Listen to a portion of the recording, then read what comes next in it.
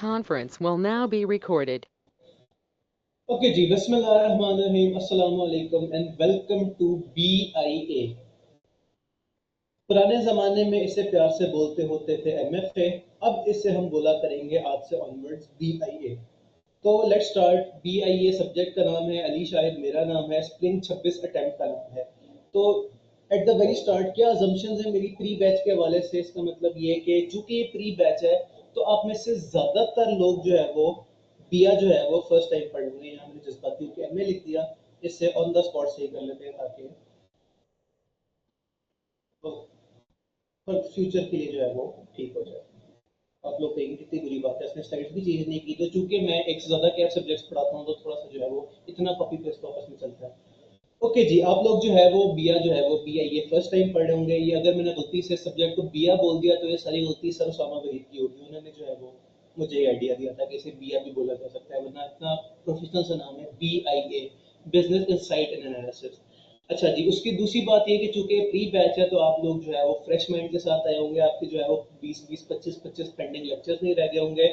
और चूंकि हमेशा से ही MFA भी और BA जो है वो ग्रुप बी का सब्जेक्ट रहा है, तो अब आप लोग जो है वो सीरियस मेच्योर पढ़े लिखे लोग हैं, जो है वो PRC की फ्रेश आवाम नहीं है। ये अलग बात है कि मैं नेगेटिवली इसे नहीं कह रहा, मतलब अच्छी बात है कि आप लोग जो है वो थोड़ा सा जो है वो ऑलरेडी जो है वो एक्सपीरियंस करके आए हुए हैं कैप में क्या होता है कैसे होता है।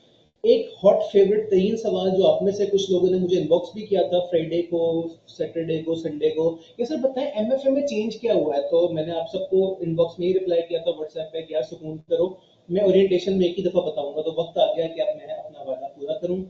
तो political, eco and social factors पुराने जमाने में ये हुआ करता था चैप्टर नंबर 1, इको होता था चैप्टर 2, सोशल होता था चैप्टर 3। इन सबको मर्ज करके आके आपने एक चैप्टर बना दिया। फिर उसके बाद टेक्नोलॉजी वाला होता था चैप्टर नंबर 4। इको का अलग से चैप्टर होता कोई नहीं था, और लीगल फैक्टर्स सोशल फैक्टर्स के साथ कंबाइन होते थे। अगर मैं लिखूं chapter 1, chapter 2, chapter 3, legal also chapter 3, eco doesn't exist, और टेक चैप्टर 4। इन चार चैप्टर्स को मिला के आई कैप ने, बल्कि एक पांचवी चीज होती है डिसरप्शंस ड्यू टू टेक्नोलॉजी, इन पांच चैप्टर्स को आई कैप ने मर्ज मुर्ज करके दो चैप्टर्स बना दिया। तो ये एक मेजर डिफरेंस है। उसके अलावा जो चैप्टर रिस्क मैनेजमेंट के दो हुआ करते थे, उन दोनों को भी आई कैप ने मर्ज करके एक चैप्टर बना लिया है। रिस्क फैक्टर्स, एक थ्योरी वाला रिस्क फैक्टर्स हुआ करते थे, थ्योरी वाली रिस्क मैनेजमेंट हुआ करती थी, एक न्यूमेरिकल वाली रिस्क मैनेजमेंट हुआ करती थी। तो आई कैप ने उन दोनों को मर्ज करके सेम चैप्टर बना दिया है। और सबसे हैवी चेंज, आई कैप ने ना सिर्फ एक पूरा चैप्टर उठा के डाल दिया, बल्कि उसकी वेटेज भी है जो ठीक ठाक है। वेटेज के बाद बारे में जो है वो बात थोड़ी सी आगे जाके करते हैं। नेक्स्ट थोड़ी सी CA में डीजी की तारीफें। आपको जो है वो क्या मिलेगा इन क्लासेस में? लाइव क्लासेस होंगी। लाइव क्लासेस का मतलब ये है कि ऐसा नहीं है कि कोई पुरानी रिकॉर्डिंग है या कोई AI है। मैं इस टाइम वाकई में सचमुच में बाकी अपने सारे काम छोड़ के आप लोगों के सामने जो है वो कैमरा ऑन करके बैठा हूँ। मैं as of right now Pakistan में 3:11 पे क्लास हो रही है, और जो है वो आप लोग भी इस टाइम जो है वो पाकिस्तान में है, इवन दुबई में है, सऊदीया में है। आप एज ऑफ राइट नाउ जिस टाइम में बोल रहा हूँ, आपको उसके जो है वो 1 या 2 सेकंड बाद मेरी आवाज़ सुनने को मिल रही है, जो कि मेरे ख्याल में फिजिकल क्लास के बाद दूसरे नंबर पे सबसे बेस्ट तरीका है पढ़ने का, कि टीचर और समझे एक तरह की फिजिकल क्लास ही है। बस ये कि मुझे आप लोगों की शक्लें नजर नहीं आ रही, बाकी सारा सीन जो है वो फिजिकल क्लास वाला है। बल्कि एक यहाँ वो फैसिलिटी भी है जो फिजिकल क्लास में नहीं होती है, वो ये कि आप लोग सुकून से टेक लगा के तकिए रख के जो है वो चिल करके जो है वो पढ़ रहे होंगे। फिजिकल क्लास में तो आपको जो है वो कुर्सियों पे बैठना पड़ता है, बेंचों पे बैठना पड़ता है। तो ये जो है वो लाइव क्लास का फायदा है। Next, based on one note, ये आपके सामने जो ऐप है जिसके ऊपर इतना सारा कुछ लिखा है, जिसे मैं जो है वो एक उंगली से ऊपर और नीचे कर पा रहा हूँ टच स्क्रीन पे, that is one note, that is not PPT। तो वन नोट पे जो है वो न्यूमेरिकल क्वेश्चन जो है वो वैसे तो हाफ जो है वो आप कह लें हाफ हाफ, हाफ थ्योरी है हाफ न्यूमेरिकल्स हैं, बट स्टिल जो न्यूमेरिकल पोर्शन है वो वन नोट पे कराने का बड़ा मजा आता है। पीछे लॉजिक ये है कि PPT पे स्पेस कम हो जाती है, आपको अगले पेज पे जाना पड़ता है। फिजिकल क्लासरूम में भी जो बोर्ड है कभी कभार लंबे सवालों में छोटा पड़ जाता है, लेकिन वन नोट पे लिखते जाओ लिखते जाओ लिखते जाओ, खत्म नहीं होता। दूसरी बात ये कि टच स्क्रीन वाला डिवाइस जो है वो इदारे ने प्रोवाइड किया है, तो उससे जो है वो मैं जो भी स्क्रीन पे लिखूंगा, जैसे मैं लिख रहा हूँ हेलो BIA, तो स्क्रीन पे मैं सवाल सॉल्व किया करूंगा, आपको नजर आ जाया करेगा, लेकिन आप लोगों ने अपने अपने कैलकुलेटर जो है वो साथ जरूर लाने हैं, ताकि जो है वो क्लास में न्यूमेरिकल क्वेश्चंस करते हुए मजा भी आए। और जो थ्योरी वाला पोर्शन होगा वो तो ज्यादातर ये होगा कि मैं बोलता चला जाऊंगा, लेकिन मुझे आप लोगों से एक्सपेक्टेशन मेरी ये होगी कि जहां मैं कोई सवाल पूछूंगा, जहां मैं आप लोगों से कहूंगा यार दिमाग लगाओ, तो उसमें मजा आना है। वरना जो है वो मैं हफ्ते 2 हफ्ते में जो है मैंने रियल क्वेश्चन सारा पढ़ा के बैठाऊंगा, अगर आप लोगों ने जो है वो मेरे साथ कोऑपरेट ना किया, क्योंकि टू साइडेड कम्युनिकेशन से ही जो है वो आपका इंटरेस्ट डेवलप होगा सब्जेक्ट में, और जो है वो चीजें ज्यादा इजीली याद होंगी थ्योरी की, और ज्यादा इजीली आप समझ पाएंगे न्यूमेरिकल सब्जेक्ट में। नेक्स्ट कॉम्प्रिहेंसिव कवरेज, वैसे इसमें बीआईए में तो ऐसा कोई चैप्टर नहीं है जिससे जो है पिछली 2-4 टर्म से पेपर आया ही ना हो। बाकी कुछ ऐसे आई क्या के हैं, क्या कहते हैं, सब्जेक्ट्स जिसमें 6 टर्म्स हो गई, पेपर ही कोई नहीं आया कुछ चैप्टर से, लेकिन उधर भी यही प्रॉमिस होता है कि इंशाल्लाह पूरी कॉम्प्रिहेंसिव कवरेज होगी। और यहाँ भी प्रॉमिस हुई है कि जो है वो कॉम्प्रिहेंसिव कवरेज होगी। मैं ये नहीं कहूंगा कि फलाना चैप्टर बस खुद रीड करके आ जाना, इंशाल्लाह अल्लाह मालिक है। क्लास में मैं पढ़ाऊंगा, फिर आप लोगों को होमवर्क दूंगा कि फलाने पेज से फलाने पेज तक एक दफा आपने खुद जो है वो देख के आना है, और अगर कोई मसले वाली बात होगी अजीब सी ग्राफल अगले दिन आपने डिस्कस कर लेनी है। न्यूमेरिकल थ्योरी पोर्शन ऐसा होगा, और न्यूमेरिकल पोर्शन भी वैसे ही होगा कि मैं आपको क्लास में जो है वो कॉन्सेप्ट दूंगा, फॉर्मूलाज बताऊंगा, एक आधा सवाल सॉल्व करके दिखाऊंगा, और फिर कुछ सवाल आपको होमवर्क में दे दूंगा, इंशाल्लाह वो आपके हवाले हो जाएंगे। और एंड पे मैं लिख दिया वही वाली बात कि ज्यादा सारी प्रैक्टिस, मैं जितना मर्जी बोल लूँ, अगर आप खुद से प्रैक्टिस नहीं करेंगे, थ्योरी पोर्शन के सवाल खुद ड्राफ्ट नहीं करेंगे, टेस्ट नहीं देंगे, या न्यूमेरिकल पोर्शन के सवालों की खुद प्रैक्टिस नहीं करेंगे, तो ये मैं जितना सारा बोल रहा हूँ खांसी समेत ये सारा बर्बाद हो जाएगा। तो प्लीज कोशिश करें आप लोग अपनी अटेम्प्ट भी बचाएं, और मेरे पैसे भी हलाल करें, आई मीन मेरी जो है वो मेहनत वो भी हलाल करें। नेक्स्ट, बीआईए में रखा क्या है एज पर न्यू स्कीम। एक मिनट रुकिएगा, जरा पानी पी के।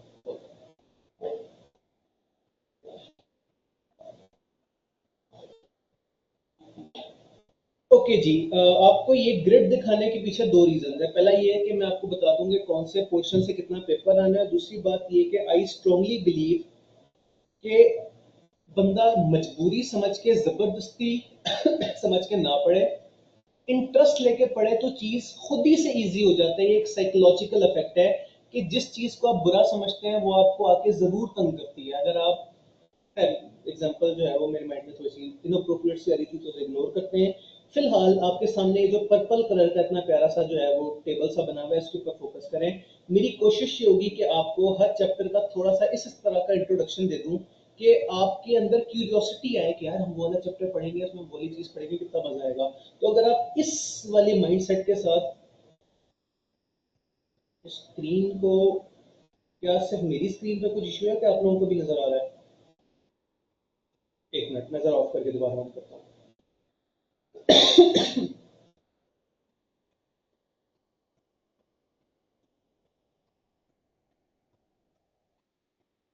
दोबारा स्टार्ट कर लो।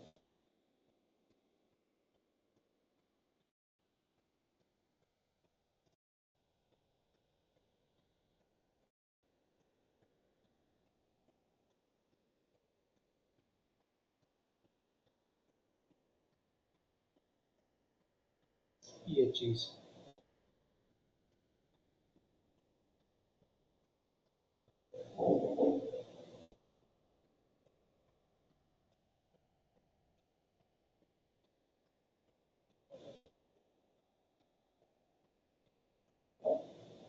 ओके जी, अब मैं उम्मीद करता हूँ सबको स्क्रीन दोबारा से नजर आ रही है। वो जो एक पता नहीं बैठे बैठाए इशू आ गया था वो रिजॉल्व हो गया। हाँ जी, ऐसा ही है। ओके जी, लेट्स स्टार्ट। पहला है चैप्टर 1, पेस्ट एनालिसिस पार्ट 1। आगे लिखा है political, economic and social environment. अगर मैं दो दो लाइनों में इसके एक्सप्लेनेशन आपके सामने रखूं, तो पहली बात पॉलिटिकल। अब पॉलिटिकल से मुराद आपकी ये नहीं है कि नून लीग की हुकूमत है, कि फलानी पार्टी की गवर्नमेंट है, कि फलानी पार्टी की गवर्नमेंट है। आपस की बात है, इस जमाने में ये चीज भी सिलेबस में थी, लेकिन आई क्या 2022 या 30 में से 23 में से निकाल दिया था। इस चैप्टर में, इस पोर्शन में आप ये पढ़ेंगे, अभी अलग से चैप्टर तो नहीं, अभी चैप्टर 1 का पार्ट है। ये गवर्नमेंट की टाइप्स क्या होती हैं। फॉर एग्जाम्पल, अगर आप में से कुछ लोग इंटरनेशनल न्यूज पे फोकस रखते हैं, तो इस टाइम सबसे बड़ा जो इंटरनेशनल न्यूज में मसला ये है कि right wing versus left wing. America की जो रिपब्लिकन पार्टी है उसके सपोर्टर्स में से एक, जिसका नाम था चार्ली कर्क, जो कि पॉडकास्ट वगैरह किया करता था, जो है वो पब्लिक स्पीकिंग किया करता था, उसे एक लेफ्ट विंग वालों ने यानी कि अमेरिका की रिपब्लिक डेमोक्रेटिक जो पार्टी है उसके एक बंदे ने आके सीधी गोली मार दी। अब ये जो मैंने दो वर्ड यूज किए हैं, left wing, right wing, Republican, democratic, types of governments के ऊपर बात होगी, ये किस तरह की पॉलिटिकल पार्टीज के जो है वो क्या पॉलिसीज होती हैं, इसको हम किस टाइप ऑफ गवर्नमेंट बोलते हैं, और इस तरह से इसमें हम ज़्यादा हमारा फोकस इंटरनेशनल पे होगा, क्योंकि पाकिस्तान में जो आप पार्टी जैसे भी हैं वो आपके सामने है, उसके ऊपर हम कम से कम गुफ्तगू करें वो ज़्यादा अच्छा है। लेकिन थोड़ा सा इंटरनेशनल पॉलिटिक्स से उसे हम लिंक करके बात करेंगे, गवर्नमेंट किस किस तरह की हो सकती है और कौन सी पॉलिटिकल टाइप की जो होती है पार्टी, उसकी किस तरह की पॉलिसीज आमतौर पर हुआ करती होती हैं। नेक्स्ट है आपके पास फैक्टर इकोनॉमिकल। आपस की बात है, ये आप लोगों को ठीक ठाक पता होगा, बल्कि आपने मुझसे ज़्यादा रिसेंटली पढ़ा होगा सब्जेक्ट इको का, जो कि पीआरसी में होता है। पुरानी स्कीम में भी होता था, अब भी होता है। तो इसमें वो वाले फैक्टर्स हैं, डिमांड, सप्लाई, अनएम्प्लॉयमेंट, ये वो इस तरह की बातें। तो इसमें से बहुत कुछ आपको पहले से पता होगा, कुछ थोड़ी थोड़ी बातें जो है वो आप नहीं पढ़ लेंगे। नई से मुराद न्यू, नॉट नो। नेक्स्ट हमारे पास है सोशल एनवायरनमेंट। सोशल एनवायरनमेंट्स किसी मुल्क के लोग कैसे हैं, पढ़े लिखे हैं, अमीर हैं, गरीब हैं, यंग हैं, ओल्ड हैं, इस तरह के फैक्टर्स। अब एक काम की बात जो मुझे आपको थोड़ा सा पहले बतानी चाहिए थी, लेकिन चलो कोई नहीं, अभी भी ज्यादा वक्त नहीं गुजरा। ये सारे फैक्टर्स हम किस हिसाब से पढ़ रहे हैं? हम कर रहे हैं pastel analysis. P E S T E L, pastel. कौन है ये पेस्टल? ये रहा पी, ये रहा ई, ये रहा एस, ये रहा टी, ये रहा ई, और लीगल किधर गया? लीगल कोई बात नहीं, हाथ से लिख लेते हैं, लीगल भी चैप्टर 2 का ही पार्ट है। तो ये रहा एल। हमने इन सारे फैक्टर्स को पढ़ना है कि इनका बिजनेस पे क्या इम्पैक्ट है। जब सब्जेक्ट का नाम ही है BIA, बिजनेस इनसाइट एनालिसिस, तो इसका मतलब ये कि हम ये सारे एक्सटर्नल फैक्टर्स पढ़ेंगे जिससे किसी जो है वो बिजनेस के ऊपर फर्क पड़ेगा। तो ये हमने सारे जो है वो चैप्टर 1 और 2 में हम पेस्ट एनालिसिस करना है। चैप्टर 3 इटसेल्फ चैप्टर नहीं है। आई के आपने कुछ सवाल पकड़े, प्रैक्टिस क्वेश्चंस, और उनका अलग से एक चैप्टर बना दिया जिसका नाम है केस स्टडी क्वेश्चंस। ये स्टडी क्वेश्चंस के लिए अलग से मैंने बहुत ज्यादा टाइम जो है वो अकाउंट फॉर नहीं किया, इस नियत के साथ कि अगर आप पेस्टल अच्छा कर लें तो आपको जो है वो अलग से जो है वो 10-12 दिन लगा के एक न्यू चैप्टर करने की खास जरूरत नहीं है। बट स्टिल एक दिन हमने इस पे रखा है, जो सिर्फ हम जो है वो केस स्टडी के जो है वो 2 4 5 6 जितना भी टाइम मिला, जितने जो है वो तौफीक हुई, हम केस स्टडी के सवाल कर लेंगे। That is comparative forces, that is the most important chapter of MFA managerial question. Comparative forces, पहले तो हमने बात कर ली ना एक्सटर्नल फैक्टर्स की, कि गवर्नमेंट कैसी है, अवाम कैसी है, मुल्क के हालात कैसे हैं, टेक्नोलॉजी कैसी है, माहौलियात कैसी हैं, लॉज कैसे हैं। ये सारा कुछ छोड़ के बाकी बाकी चीजें जो कि बाहर से यानी कि एक्सटर्नल इम्पैक्ट है, जो कि बिजनेस पे पड़ सकता है किसी और रीजन से, बहुत सारी रीजन है, हमने इंशाल्लाह कल से ही जो है वो पढ़ाई स्टार्ट कर देनी है। ये सबसे इंपॉर्टेंट चैप्टर है आपके मैनेजरियल क्वेश्चन का। Then we have chapter 5 internal analysis. हमने बाहर की बहुत बातें कर ली चैप्टर 1 से लेके 4 तक। अब बातें करें अंदर की। आपकी कंपनी कैसी है, आपकी कंपनी के लोग किस तरह से हैं, आपकी कंपनी काम किस तरह से करती है, आपकी कंपनी का क्या अच्छाई है, क्या बुराई है, क्या आपकी कंपनी मुश्किल हालात में सरवाइव कर सकती है? अगर मुश्किल हालात आए तो आपकी कंपनी करेगी क्या? आप अगर गौर करें तो मैंने वर्ड जो सबसे ज्यादा दफा बोला है वो क्या है? आपकी कंपनी, यानी कि इंटरनल फैक्टर्स जो कि आपके कंट्रोल में है, या कुछ केसेस में आपके कंट्रोल में भी नहीं है, लेकिन वो फैक्टर्स जो कि कंपनी के पास है, 2000 इंटरनल। तो हम इंटरनल एनालिसिस करेंगे कि भाई क्या कंपनी ऐसी क्या हरकतें करे, क्या करे कि उसका बिजनेस जो है वो बेहतर परफॉर्म कर सके। एट द एंड इस पूरे मैनेजरियल क्वेश्चन का मेन मकसद क्या है? कि बिजनेस अच्छा परफॉर्म करे। तो इंटरनल एनालिसिस भी इसी हवाले से है। Next we have ethical decision making. Ethical decision making ये होती है कि ऐसा क्या काम करें, मतलब सॉरी, ऐसा काम तो हम चैप्टर 4 और 5 में करते हैं। एथिकल डिसीजन मेकिंग ये कहती है कि खुदा ना खास्ता कोई मसला पेश आ गया जिसमें आपके एथिक्स इन्वॉल्व हो। इसका एक मैं चलें आपको एक इंटरनेशनल एग्जांपल ही देता हूँ। 1945 की बात है, वर्ल्ड वॉर 2 चल रही है। आप लोग कहेंगे मैं तो ज्यादा ही पुराना निकल गया 1945, लेकिन चलें कोई नहीं, क्या पता आपको एग्जांपल गुजारे लायक लगे। अमेरिका जापान के अंदर जो है वो मतलब घुस के जो है वो टैक्स वगैरह कर रहा है, लेकिन जापानी जो है वो बड़े जो है वो वैश्य किस्म के लोग हुआ करते थे उस जमाने में, बड़े वॉरियर किस्म के। आजकल तो जरा सोफिस्टिकेटेड हो गए हैं। अमेरिका के सोल्जर्स मरे चले जा रहे हैं, जापानीज सोल्जर्स मरे चले जा रहे हैं, लेकिन जापानी जो एम्परर था, एम्परर हिरोहितो, वो हार नहीं मान रहा था। वो कह रहा था मैं जब तक खुद मर नहीं जाऊंगा, मेरे मुल्क के तमाम लोग मर मुर नहीं जाएंगे, हम हार हूर कोई नहीं मानते। तो फिर अमेरिका ने कहा कुछ डिफरेंट करते हैं, कुछ उल्टा करते हैं। अमेरिका ने एटम बॉम्ब जो है वो बनाया और उठा के मार दिया जापान को। अब देखा जाए तो ये बड़ा जो है वो जालिमाना क्या कहते हैं अमल है। कितने हजारों लाखों लोग ऑन द स्पॉट डिस्टर्ब हुए और आज तक डिस्टर्ब होते जा रहे हैं। अभी भी जो है वो उन इलाकों में रेडिएशन है, अभी भी जो है वो आप वहाँ जो है वो जाएं ज्यादा से तो आपको कैंसर हो सकता है, और जो है वो आप वहाँ खेती बाड़ी नहीं कर सकते। अब जापानियों से पूछो तो वो कहते हैं अमेरिका ने बड़ा जुल्म किया। अमेरिकन कहते हैं कि यार हम ना करते तो क्या करते, वो हार ही नहीं मान रहे थे। अब ये एथिकल डायलेमा है। वो लोग भी सच्चे हैं अपनी जगह, वो लोग भी सच्चे हैं अपनी जगह, तो कौन ज्यादा सच्चा है, कौन सी बात माननी चाहिए। अब ये तो मैंने आपको हिस्टोरिकल जो है वो डायलेमा बताया, इसका दूर दूर तक बिजनेस से कोई ताल्लुक नहीं था।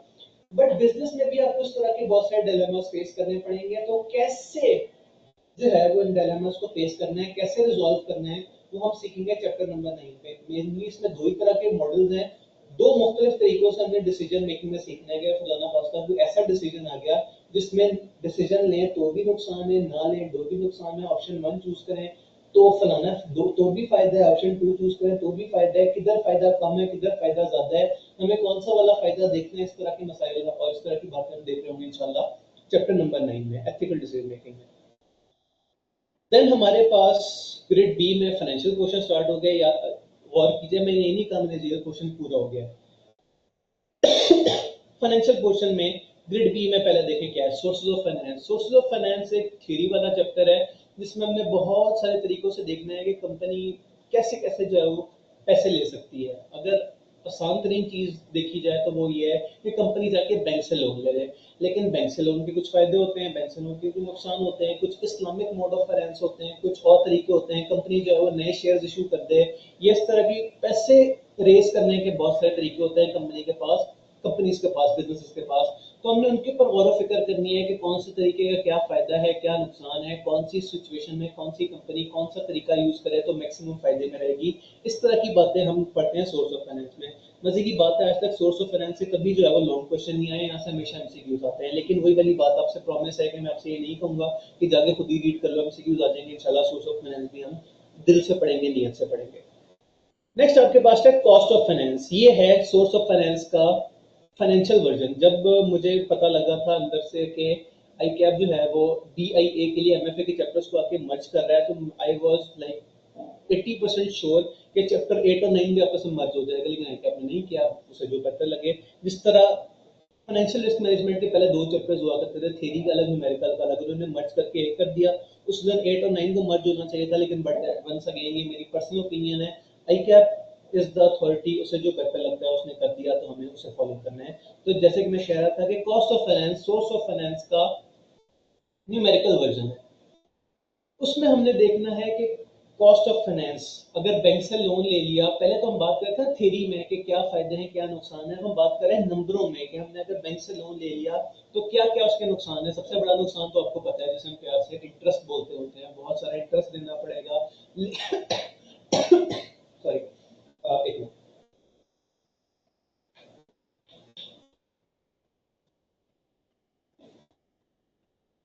लेकिन अगर आप किसी दूसरे सोर्स ऑफ फाइनेंस से जो है वो फाइनेंस लेंगे, लाइक फॉर एग्जांपल अगर आप लोन नहीं लेते, शेयर्स इशू करते हैं, तो शेयर्स फ्री में तो नहीं इशू हो जाते। शेयर्स इशू करने के पीछे भी कॉस्ट होती होगी। क्या सबसे बड़ी कॉस्ट क्या है, आपको डिविडेंड देना पड़ेगा अपने जो है वो शेयर होल्डर्स को। डिविडेंड की क्या कॉस्ट होगी, लोन की क्या कॉस्ट होगी, कौन सी कम है कौन सी ज्यादा है, और जो अगर कंपनी ने डिविडेंड भी देना है और लोन का इंटरेस्ट भी देना है तो कंपनी का जो है वो कितना परसेंट जो है वो प्रॉफिट इन सारे कामों में जो है वो खर्च हो जाएगा। इस तरह की बातें हम इंशाल्लाह देख लेंगे कॉस्ट ऑफ फाइनेंस में। Then we have financial risk management. वैसे तो रिस्क मैनेजमेंट एक अपने अंदर बहुत गहरी फील्ड है, लेकिन आप लोगों ने ज्यादा परेशान नहीं होना, आपके सिलेबस में थोड़ी सी फाइनेंशियल रिस्क मैनेजमेंट की थ्योरी है और न्यूमेरिकल पोर्शन सिर्फ दो जो है वो मेन पोर्शन का है। वैसे तीन है बुक में, लेकिन सवाल दो से ही आता है। इंटर स्टेट फाइनेंशियल रिस्क क्या मतलब? इसका मतलब ये है कि अगर आपका मुल्क का स्टेट बैंक जो है वो इंटरेस्ट रेट्स ऊपर नीचे करता रहता है, लाइक फॉर एग्जांपल, हाँ ऑनेस्टली स्पीकिंग मुझे भी पता आजकल इंटरेस्ट रेट क्या है, लेकिन लेट्स अज्यूम कि इंटरेस्ट रेट स्टेट बैंक ने कहा कि 20% है। आप बैंक के पास गए, आपने कहा यार लोन चाहिए, बैंक ने कहा कि अच्छा स्टेट बैंक ने कहा है 20%, लेकिन स्टेट बैंक की इतने जो है वो एग्जैक्ट तो हम नहीं मान सकते, हमने अपने खर्चे भी पूरे करने हैं, हमने अपनी एम्प्लॉयज को भी सैलरीज देनी है। तो आप ऐसा करो, 22% पे हमसे लोन ले लो, आपकी मजबूरी थी, आपने 22% इंटरेस्ट रेट पे लोन ले लिया। 6 महीने बाद स्टेट बैंक ने कहा कि अच्छा आज से ऑनवर्ड जो भी लोन लेगा वो 16% पे लेगा। ओह, आपका नुकसान हो गया। तो इस बात का रिस्क था कि खुदा ना खास्ता अगर कल को इंटरेस्ट रेट डिक्रीज हो गया स्टेट बैंक की तरफ से तो आपका नुकसान हो जाएगा।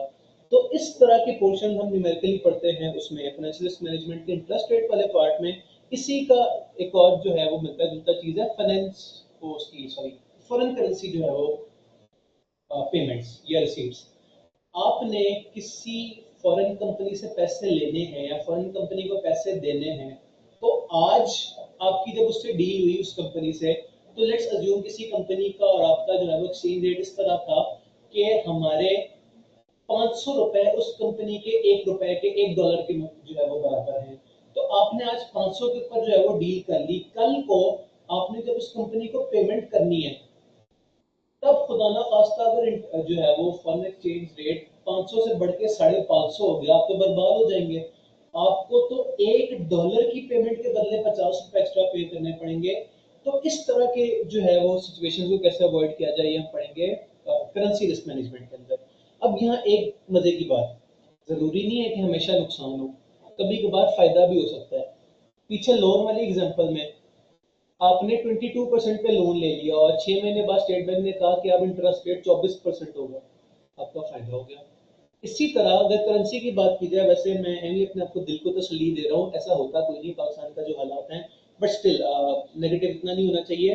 अगर खुदा न खास्ता किसी हमारे रुपया किसी फॉरेन करेंसी के मुकाबले में स्ट्रॉन्गर हो जाए, फॉर एग्जांपल अभी जो हम एग्जांपल की बात कर रहे थे कि 500 रुपए का किसी मुल्क का जो है वो करेंसी है और हमारा जो है वो 500 रुपए उसके एक जो है वो रुपए के बराबर है, अगर कल को 500 के बजाय 450 हो गया, तो आपको पैसे कम देने पड़ेंगे, ये तो गुड हो गया, तो अच्छी बात हो गई। तो इस तरह की कैलकुलेशन जो है वो हम फाइनेंशियल रिस्क मैनेजमेंट में देखेंगे।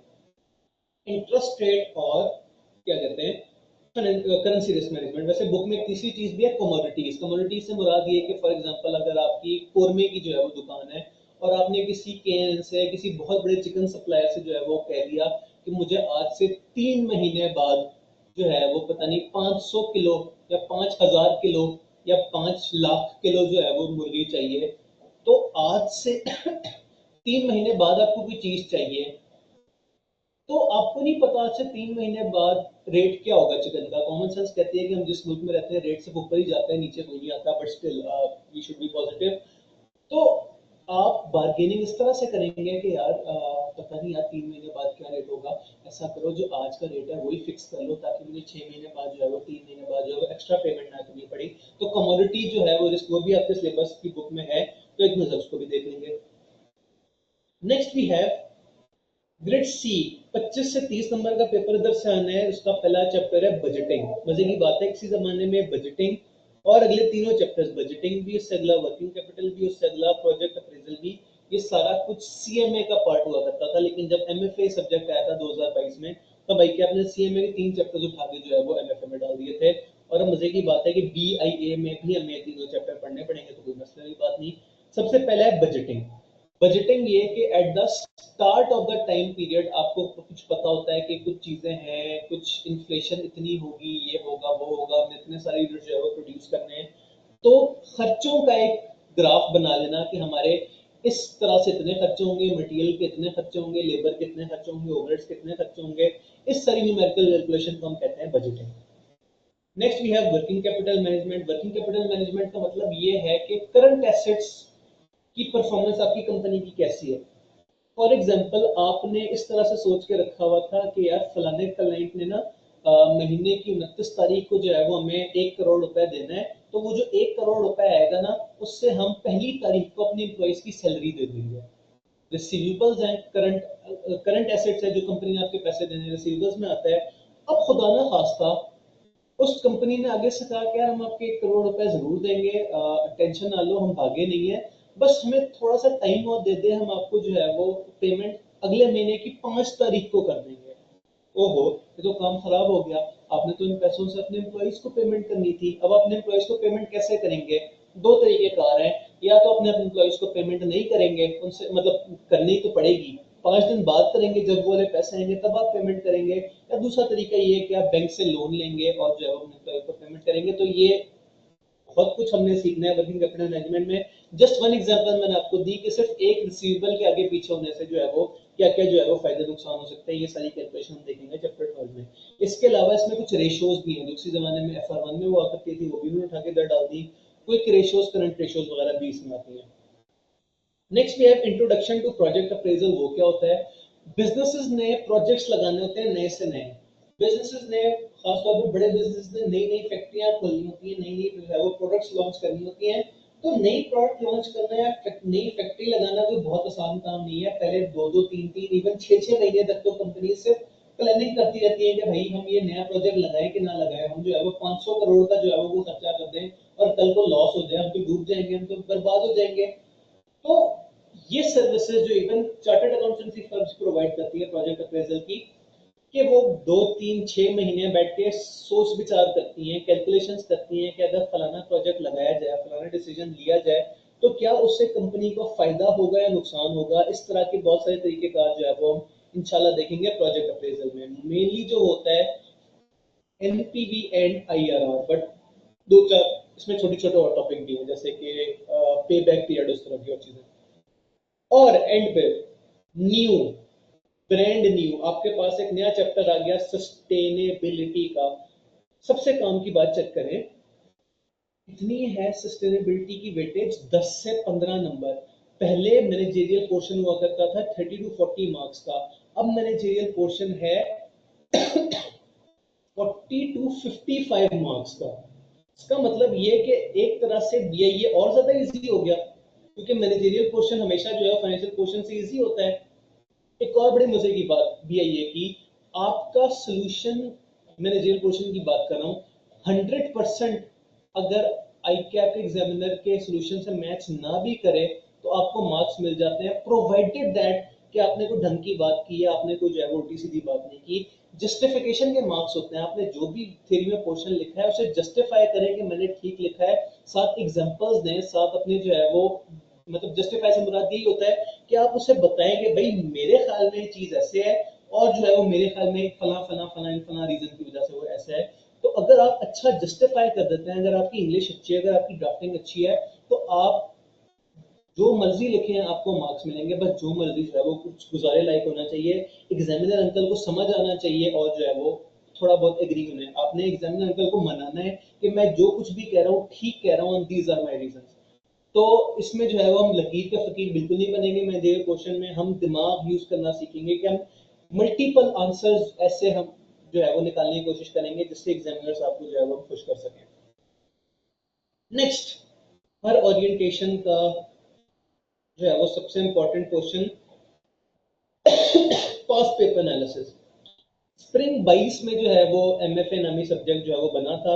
अब तक BIA की कोई अटेम्प्ट नहीं हुई है, लेकिन चूंकि BIA 99% 95% MFA ही है, तो एक दफा आप लोग MFA का पास्ट पेपर सिलेबस देख के एंजॉय कर लें। तो देखिए क्या लिखा है। As per ICAP 30 to 40 marks आने चाहिए थे मैनेजरियल पोर्शन से। अब खूबसूरती चेक करें, आज तक स्प्रिंग 22 से ऑटम 25 तक एग्जैक्टली 40% जो है वो मार्क्स मैनेजरियल क्वेश्चन से आए हैं। पर अटेम्प्ट भी आपके पास लिखा है और ओवरऑल भी लिखा है। लाइक देखा जाए किसी अटेम्प्ट में 39%, किसी अटेम्प्ट में 40, लेकिन ओवरऑल परसेंटेज की अगर बात की जाए तो लिटरली 40% पेपर जो है वो इस पोर्शन से आता है। नेक्स्ट चेक करें पॉइंट्स का जो है वो सिर्फ फर्क है, 30%, जहां 20 to 30% मार्क्स आने चाहिए थे, वहां जो है वो एग्जैक्ट 30% आ रहे हैं। अब यहाँ मैथमेटिकली स्पीकिंग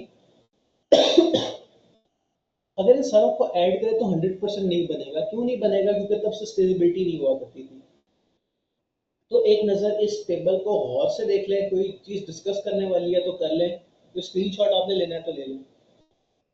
इससे पहले कि आप में से कोई ये कहे कि स्प्रिंग 23 और ऑटम 22 और स्प्रिंग 22 को तो टोटल 100 नंबर का बनता ही नहीं, तो यहाँ पहले एक चैप्टर हुआ करता था जो कि बाद में एक आपने रिमूव कर दिया। ओके जी, 30 सेकंड का ब्रेक करते हैं। आप लोगों का माइंड में कोई सवाल है तो आप लोग फौरन से शेयर करें।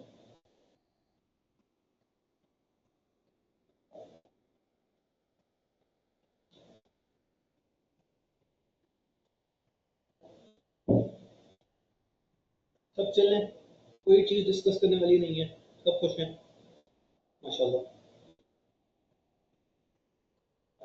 चलो अच्छी बात है, आगे चलते हैं फिर।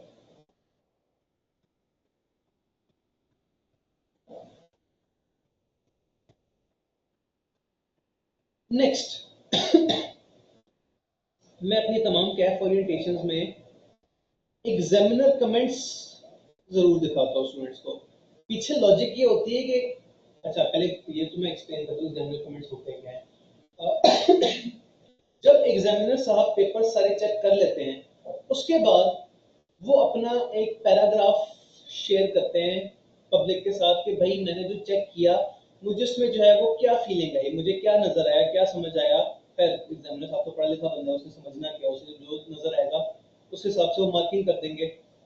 बट द पॉइंट इज ये बड़ा जरूरी है देखना कि एग्जामिनर साहब चाहते हैं क्या है। ये ना हो कि हम अपोजिट डायरेक्शन में जो है वो सारी मेहनत करते रहें और जो है वो एग्जामिनर साहब जो है वो आपसे कुछ और एक्सपेक्ट कर रहे हो। तो एक मिनट रुकिएगा, स्क्रीन जरा हैंग कर रही है मेरी, फिर जरा मैं क्लोज करके दोबारा सही करूँ।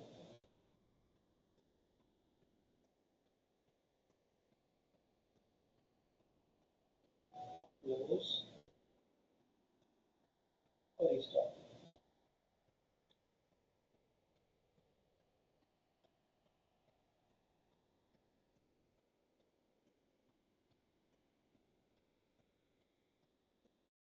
ओके, एक भाई ने कमेंट्स में कहा कि आवाज गूंज रही है।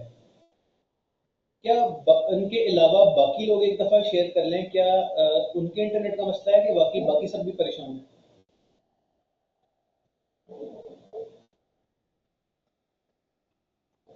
क्योंकि अगर एक स्टूडेंट का मसला है इसका मतलब ये कि उनके इंटरनेट का मसला है, लेकिन अगर मल्टीपल स्टूडेंट्स का मसला है इसका मतलब ये कि इस कमरे में वो मसला है या मेरे इंटरनेट में। अवाम ने कहा आवाज का थोड़ा सा प्रॉब्लम है। चले मैं एक दफा जो है वो स्टूडियो की इंतजामिया से बात करता हूँ कि कुछ आवाज का करें। मीनवाइल वापस आते हैं एग्जामिनर कमेंट्स की तरफ।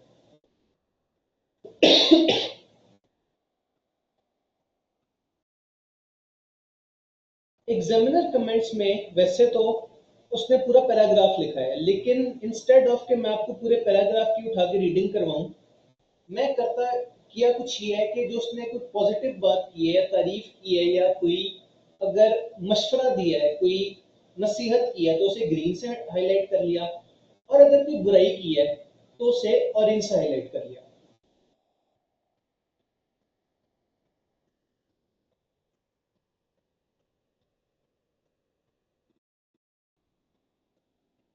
ओके, मीनवाइल अगर मैं कमेंट्स में देखूं तो ज्यादातर लोग कह रहे हैं कि एको आ रहा है, इसका मतलब ये मैं जिस रूम में हूं उसका मसला है।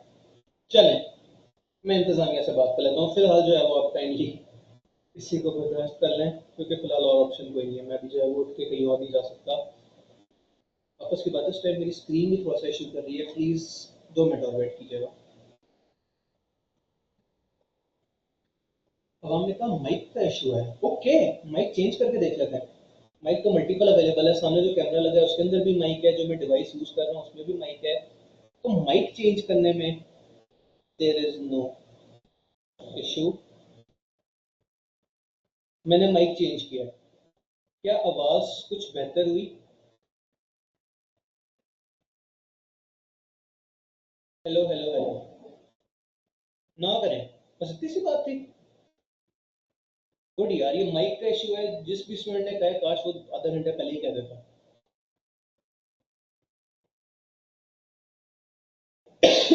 मीनवाइल मेरा वन नोट नहीं चल रहा लगता है, ओवर हीट हो गया बेचारा। चले, मल्टीपल लोग कह रहे हैं कमेंट्स में मच बेटर नाउ, मुझे सुन के जनरली बहुत खुशी हुई। अब बस दुआ करें मेरी स्क्रीन भी सही हो जाए। सब कुछ सही था, मैंने फ्राइडे को जो है वो अच्छा खासा टेस्ट करके देखा है सारा कुछ, बट पॉइंट यही है कि लगता है किसी की नजर लग रही है। स्क्रीन हमने तीसरी दफा शेयर कर ली, नहीं आ रही आप लोगों के पास, अब आ रही होगी।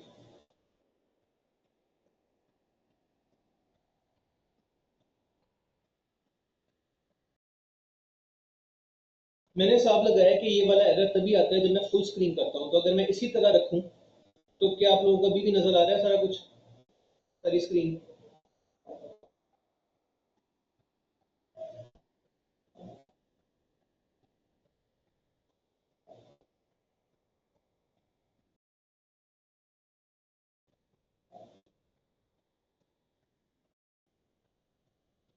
चलिए जी, देख लेते हैं। पहला एग्जामिनर कमेंट्स मैंने क्या कहा था, इंस्टेड ऑफ कि मैं आपको रीडिंग कराऊं सारे की, हम ग्रीन पोर्शन और ऑरेंज पोर्शन के ऊपर जो है वो और फिक्र कर लेते हैं।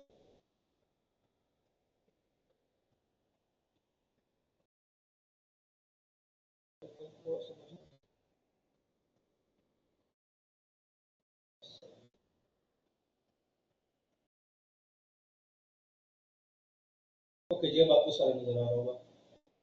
पॉजिटिव बात उसने ये की कि एग्जामिनीज जो है वो न्यूमेरिकल पार्ट्स में अच्छा जो है वो परफॉर्म कर रहे हैं, और साथ उसने सजेशन ये दी कि रोट लर्निंग का मतलब अंधा जो है वो रट्टा, रट्टे के बजाय अगर आप चीज समझ लें और जो है वो प्रैक्टिकल सिनेरियो पे उसे अप्लाई करना सीख ले तो जरा बेहतर हो जाएगा। इससे क्या समझ आती है हमें, एग्जामिनर साहब कह रहे हैं कि स्टूडेंट न्यूमेरिकल की ठीक ठाक प्रैक्टिस करके आ जाता है, लेकिन थ्योरी जो है वो स्टूडेंट की जरा कच्ची है। हमने इस ऑरेंज पोर्शन को पॉजिटिविटी में कन्वर्ट करना है। इसका मतलब ये कि एग्जामिनर इनडायरेक्टली मुझसे और आपसे दोनों से मुखातिब है। मुझसे वो ये कह रहा है कि यार थ्योरी जो है वो जरा इस तरह से पढ़ाना कि लोग अंडरस्टैंड भी कर सके और उसे सिनेरियो पे, यानी कि जो सवाल आएगा मैनेजरियल पोर्शन का, उस पर अप्लाई भी कर सकें। और आप लोगों से एग्जामिनर साहब ये कह रहे हैं कि बेटा पढ़ के आना, खासतौर पर मैनेजरियल पोर्शन भी। नेक्स्ट, ऑटम बाइस में पॉजिटिव बात क्या की, उसने कहा कि फिर वही बात जो उसने पिछले अटेम्प्ट में की थी कि लोग जो है न्यूमेरिकल में अच्छा परफॉर्म करते हैं। उसने नेगेटिव बात क्या की, आई मीन नेगेटिव नहीं कहना, क्या जो कहता है सही कहता है, पॉजिटिव कहता है। उसने कंस्ट्रक्टिव बात क्या की, उसने कहा कि एडवाइस के instead of okay okay okay okay, रुकिएगा, मेरे ख्याल से कि मैंने कॉपी पेस्ट कर दिया कि लिख के अपने कॉपी पेस्ट किया। चेक करें, लिटरली वही सेंटेंस उसने दोबारा कह दिया, कह रहे इंस्टेड ऑफ रोट लर्निंग आप ऐसा करें कि अंडरलाइन कॉन्सेप्ट जो है वो अच्छी तरह समझ लें, ताकि आप उसे जो है वो सवाल पे अप्लाई कर सकें। इसका मतलब ये कि उसने फिर यही कहा है कि हर न्यूमेरिकल जो थ्योरी पोर्शन है उसके आपने अंधे रट्टे नहीं लगाने, अपने समझ समझ के आने। नेक्स्ट, स्प्रिंग 23 में उसने पॉजिटिव बात ये की कि लोग अभी भी जो है वो न्यूमेरिकल पोर्शन में बहुत अच्छा परफॉर्म कर रहे हैं, मगर ऑब्जर्वेशन में देखा गया कि लोग ना सिलेक्टिव अप्रोच करते हैं, सिलेक्टिव एरियाज के ऊपर फोकस करते हैं और बाकी एरियाज को कर देते हैं इग्नोर। अब यहाँ मेरा एक सवाल पूछना बनता है लोगों से, एग्जामिनर तो अपने एसी वाले रूम में सुकून से चिल होके बैठा है, वो ना आपसे कभी जिंदगी में मिला और शायद ना कभी आपसे मिलेगा, ना आपकी कभी बात हुई, तो उससे कैसे पता कि आपने कौन से क्वेश्चन की तैयारी की थी, कौन से की नहीं की थी? अजीब सी बात नहीं है? उसने कैसे बैठे बैठे कह दिया कि आप लोगों ने, सॉरी आप लोगों ने तो नहीं, उस जमाने के लोगों ने किसी जो है वो सिलेक्टिव क्वेश्चन की थी, फलाने चैप्टर छोड़ दिए थे? हाँ जी, किसके माइंड में इस बारे में कोई आइडिया आ रहा है कोई जो सोच सके कि एग्जामिनर के पास कौन सी सुपर पावर है कि उस तरह की जो है वो क्लेम्स कर रहा है?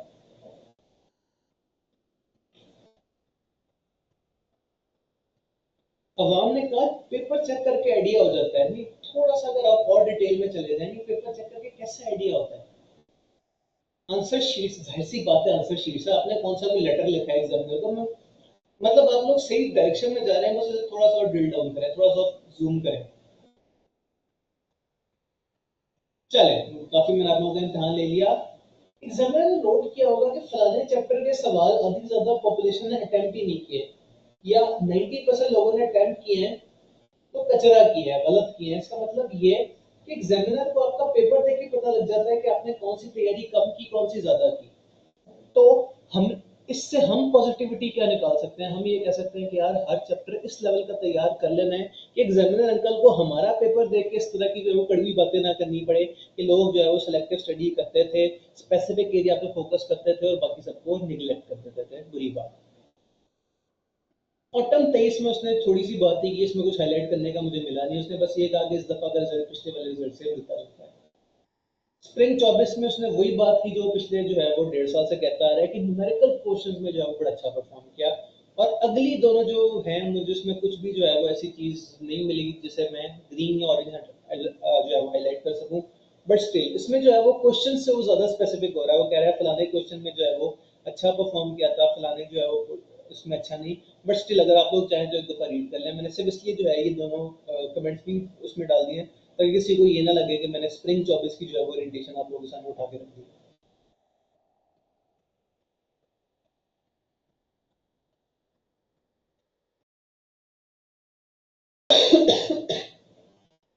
ओके जी, नेक्स्ट बात करते हैं मसलों की। अब आप में से जो लोग फर्स्ट टाइम बीआईए पढ़ रहे हैं शायद ये वाला पोर्शन उन्हें को बहुत अच्छा समझना है, लेकिन कोई टेंशन वाली बात नहीं। मैं for the purpose of recording इस पोर्शन के ऊपर जो है वो ज्यादा जो है वो थोड़ी सी एनर्जी लगाऊंगा। रीजन ये है कि पहली बात ये कि ओरिएंटेशन जो है वो फ्री फॉर ऑल है, और ओरिएंटेशन एक दफा जब यूट्यूब पे चली जाएगी तो फिर तो वो उधर ही रहेगी। तो पॉइंट इज कि अगर कोई महीने बाद या 2 महीने बाद या इवन पेपर से महीने पहले किसी ओरिएंटेशन तक यहाँ तक पहुंच जाता है तो इवन उसको भी मैं ये बता दूं कि यार कौन कौन सी चीजें हैं जहां आमतौर पर स्टूडेंट्स को मसले आते हैं जो है वो आपने उन्हें अवॉइड करना है। और ये मेरी अपनी रिसर्च है। मैंने जो है वो बहुत सारे स्टूडेंट से जो है वो मेरा राब्ता हुआ है। मैं उससे पूछता हूँ यार मसला क्या है, क्यों पेपर में मसला आता है। तो ओवरऑल भी और जो है वो चैप्टर वाइज भी मैंने जो है ये मेरी रिसर्च की जो है वो कुछ फाइंडिंग्स हैं, मैं आपके सामने जो है वो शेयर करता हूँ। तो ओवरऑल अगर बात की जाए तो एक बहुत लोगों की मेजोरिटी है जो कि पेस्टल के चैप्टर्स छोड़ देती है। टाइम नहीं था, टीचर ने करवाया नहीं था, ये वो जो है वो टीचर ने शुरू में करवा दिया था। एक तो स्टूडेंट भी तो कभी खुश नहीं होते। कुछ लोग कहते हैं कि हमारे टीचर ने हमें पेस्टल शुरू में करा दिया था तो एंड तक भूल गया। कुछ स्टूडेंट्स ने कहा कि पेस्टल सर ने सबसे एंड पे जाके कराया तो जो है वो एंड पे जो है वो चीजें समझ नहीं आती, एग्जाम टेंशन होती है। तो अब मैं क्या कहूँ, अक्सर लोग पेस्टल छोड़ देते हैं। खबरदार जो मेरे स्टूडेंट ने इस तरह की कोई वाहियात हरकत करने के बारे में सोचा भी। इंशाल्लाह 100% सिलेबस कवरेज होगी, ज्यादा सही प्रैक्टिस होगी। प्लीज पेपर वाले दिन अपनी भी इज्जत रख लीजिएगा और थोड़ी बहुत मेरी भी। तो पेस्टल लोग छोड़ देते हैं, आपने नहीं छोड़ना है। Next, wasting more than allocated time. ये स्पेसिफिक बीआईए का मसला नहीं है, कैट के सारे ही पेपर्स का मसला है कि जो है वो टाइम मैनेजमेंट नहीं होती। लोग एक सवाल पकड़ते हैं और उसके ऊपर घंटा 40 मिनट लगा देते हैं जिससे बाकी पेपर बर्बाद हो जाता है। तो वंस अगेन अगर आपको खुदा ना खास्ता आज तक किसी ने 1.8 वाला फॉर्मूला नहीं बताया तो आपको मैं बता देता हूँ कि आपका सवाल जितने भी नंबर का है, फॉर एग्जांपल 10 नंबर का है, उसे 1.8 से मल्टीप्लाई करें और एक लिमिट लगा दें कि भाई 1.8 इंटू 10 होता है 18। तो आपने जब एक सवाल पे 18 मिनट लगा लिए, अब बस कोशिश करें उस सवाल को जितना कर लिया उसमें जितने मार्क्स आप निचोड़ सकते थे आपने निचोड़ लिया, फुल स्टॉप करें, अगले पेज पे जाएं, अगला जो है वो सवाल स्टार्ट करते हैं। एक ही सवाल पे अगर आप आधा घंटा या 40 मिनट लगा देते हैं तो उससे आपका ही नुकसान है। एक सवाल से आप कितने को मैक्सिमम नंबर निकाल लेंगे? 10 नंबर का सवाल है, 8 नंबर ले लेंगे, 8.5 ले लेंगे, 9 ले लेंगे, 10 नंबर शायद आपको एग्जामिनर कभी भी ना दे।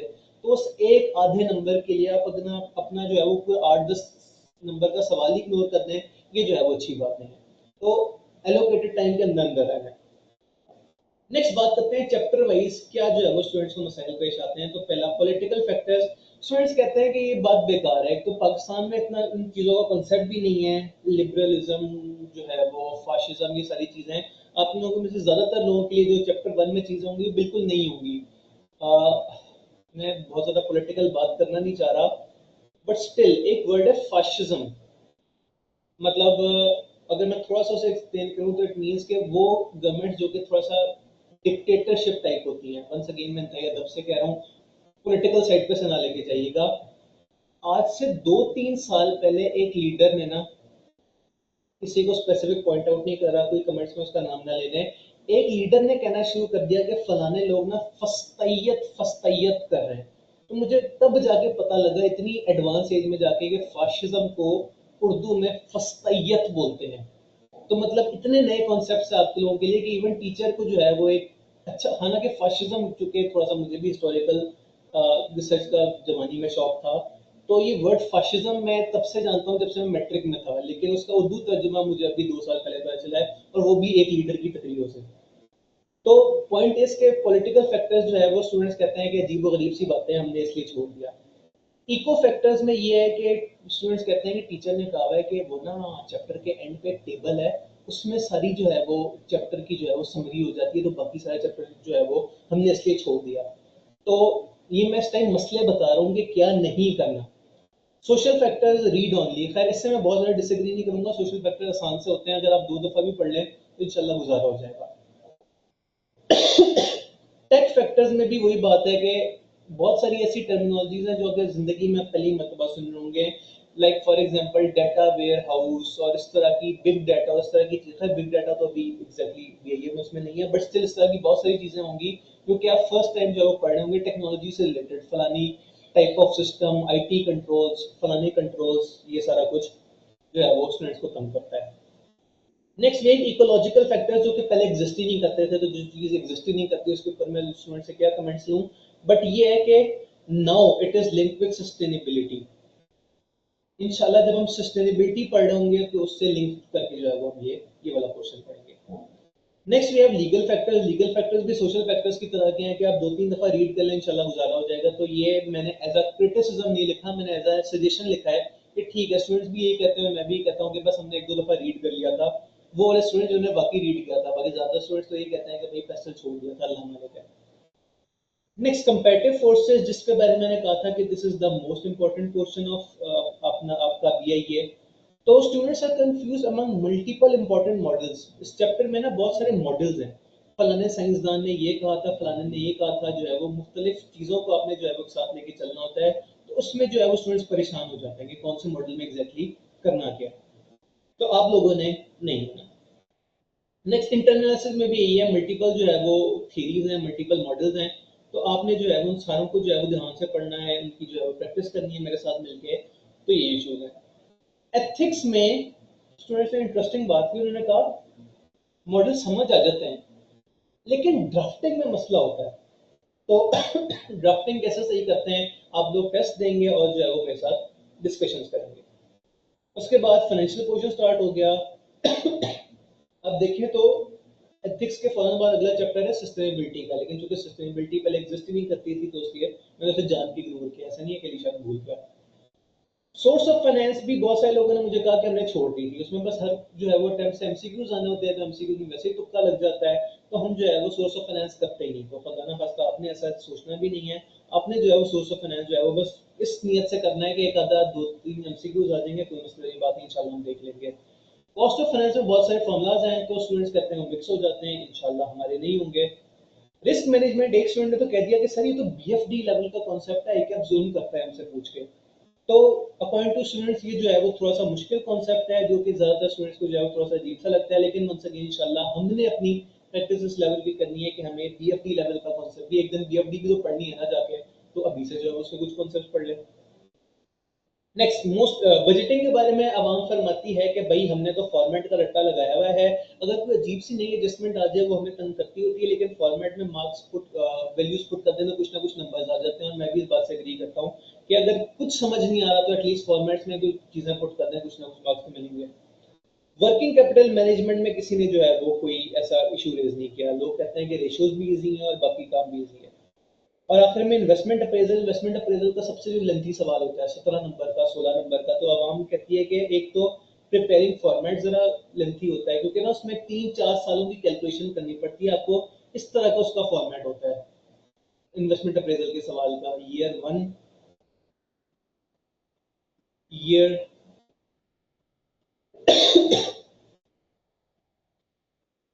ईयर 2, ईयर 3, आपको एक पेज में ना बहुत सारे कॉलम्स बनाने पड़ते हैं, तो वो चूंकि आई कैप का पेज भी जो है वो इतना जो है वो विड्थ में ज्यादा नहीं होता, तो इसलिए जो है वो स्टूडेंट्स कहते हैं कि भाई हम तो फॉर्मेट ही बनाते रह गए, इन्वेस्टमेंट अप्रेजल के सवाल का क्वेश्चन आमतौर पर बहुत लेंथी होता है, तो ये मसला है। तो मैंने बी आई ए के बहुत सारे मसलों की बात की।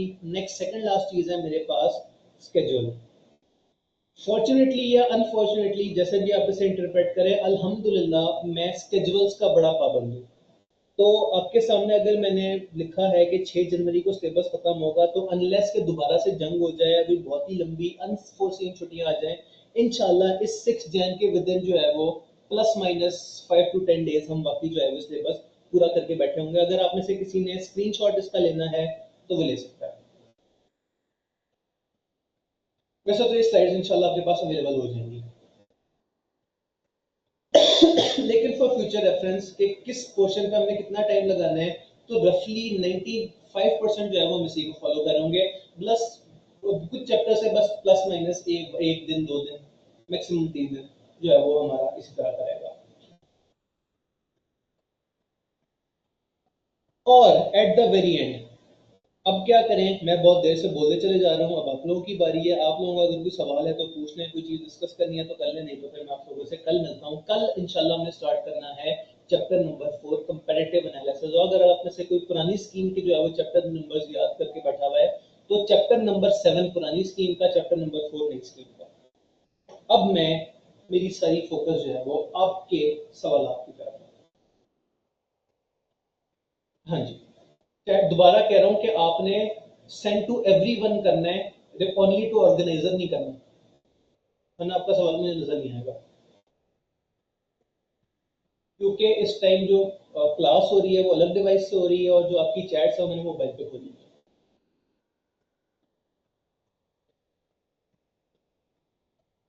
हाँ जी, सब खुश हैं, किसी ने कुछ, किसी के माइंड में कोई ऐसा सवाल नहीं है। अब ऐसे मौके पे टीचर्स क्या कहते हैं कि या तो सबको सब समझ आ गई है, किसी को कुछ समझ नहीं है, तो मैं कौन सी वाली assumption हूँ।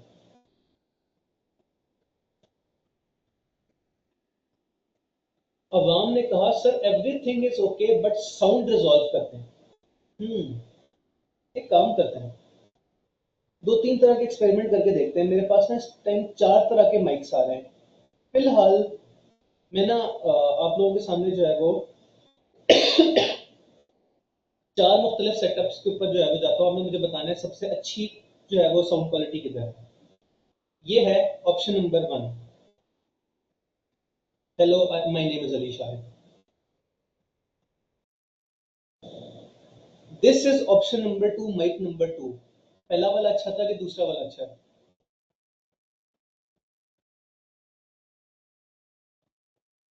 अच्छा, एक काम करते हैं, ये तो हम थोड़ी सी इतनी कोई इंपॉर्टेंट बात नहीं कर रहे हैं। ऐसा करते हैं, जो रिकॉर्डिंग यूट्यूब पे जानी है उसके लिए जो है वो मलाफिज कर लेते हैं, बाद में हम बैठ के इस तरह के एक्सपेरिमेंट्स करते रहेंगे। तो जो लोग फिलहाल लाइव क्लास में मौजूद नहीं है, जो कि इसकी रिकॉर्डिंग देख रहे हैं, आप लोगों को अल्लाह हाफिज। मैं इन लोगों के साथ मिलकर जो है वो साउंड इशू रिजॉल्व कर लूँ, ताकि कल की क्लास आप लोगों को जो है वो बेहतर क्वालिटी में मिल सके।